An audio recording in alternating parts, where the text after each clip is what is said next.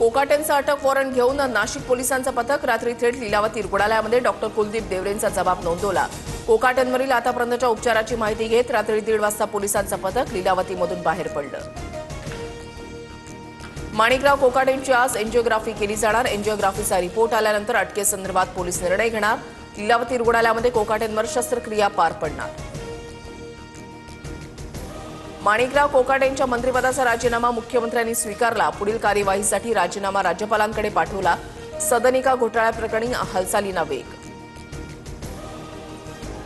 माणिकराव कोकाटेंच्या याचिकेवर आज हायकोर्टामध्ये सुनावणी। सदनिका गैरव्यवहार प्रकरणी नाशिक कोर्टाकडून कोकाटेंची 2 वर्षांची शिक्षा कायम। हायकोर्टाच्या सुनावणीकडे लक्ष। मुंडे शहांच्या भेटीनंतर पवारांची राष्ट्रवादी आक्रमक। मुंडेंना मंत्रिमंडळामध्ये घेतल्यास बीडमध्ये उपोषण करणार। सुप्रिया सुळेंचा सरकारला इशारा, सूत्रांची माहिती। संजय राऊत आणि शरद पवारांमध्ये 20 ते 25 मिनिटं चर्चा। दोन्ही राष्ट्रवादी एकत्र लढण्याला ठाकरेंच्या शिवसेनेचा विरोध। मुंबईमध्ये अजित पवारांची राष्ट्रवादी पवारांच्या राष्ट्रवादीसोबत लढण्यास इच्छुक।